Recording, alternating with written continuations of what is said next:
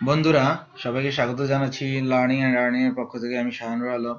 আজকে আমি দেখাবো দুটো সিএসএস, সেটা হলো ইন্টারনাল সিএসএস এবং ইনলাইন সিএসএস। আমি আপাতত এক্সটার্নাল সিএসটা নেক্সট টিউটোরিয়াল দেখাবো। সর্বপ্রথম আমি আপনাদেরকে দেখাবো ইন্টারনাল সিএসএস কিভাবে করতে হয়। এই যে হেড ট্যাগের ভিতর টাইটেল আছে, টাইটেলের নিচে এখানে আমাদেরকে লিখতে হবে, টাইটেলের নিচে আমরা ইন্টারনাল সিএসএস লিখব। সেজন্য style STYL style TYP type, ঠিক আছে, এটা ক্লোজ করে নিই। স্টাইল ক্লোজিং স্টাইল দিয়ে নিলাম। এখন এখানে কিছু লিখতে হবে। স্টাইল টাইপটা কি হবে? TYP টাইপ হবে আমাদের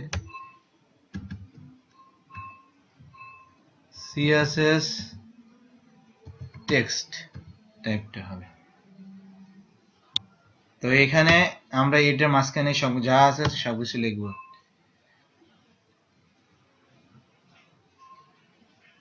যেমন বডিতে যদি আমরা কালার দিতে চাই, ব্যাকগ্রাউন্ড কালার রেড, দেখেন এখানে হবে CSS আর এখানে হবে টেক্সট। এই যে এখানে এটা হচ্ছে ইন্টারনাল সিএসএস। এর মাধ্যমে আপনারা যে সবকিছু করতে পারবেন, কিন্তু ইন্টারনাল সিএসএস অনেক কম ব্যবহার করা হয়, কেননা এখানে আপনার সিএসএস করলে ইন্ডেক্স পেজ অথবা অন্যান্য পেজে যদি করেন তখন এটা বড় হয়ে যাবে, তো দেখতে সুন্দর দেখা যায় না। সো বিপদে আপদে অথবা ছোটখাটোর জন্য ইন্টারনাল সিএসএস ইউজ করা যায় HTML পেজে। আর এটা হচ্ছে ইনলাইন সিএসএস। ইনলাইন সিএসএস যেমন আমি গত টিউটোরিয়ালে দেখিয়েছি, ইনলাইন S1 ট্যাগে আমি এটাকে সেন্টার করব। তাহলে আমি এখানে স্টাইল করি, টেক্সট অ্যালাইন সেন্টার,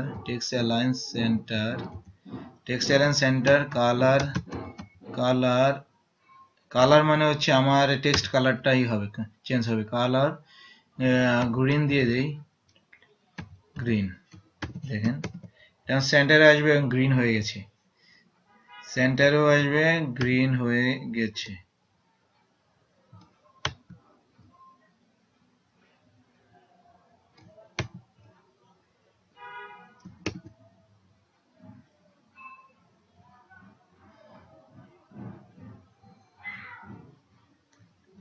তো এইভাবে সবকিছু করতে পারেন আপনারা। তো ধন্যবাদ সবাইকে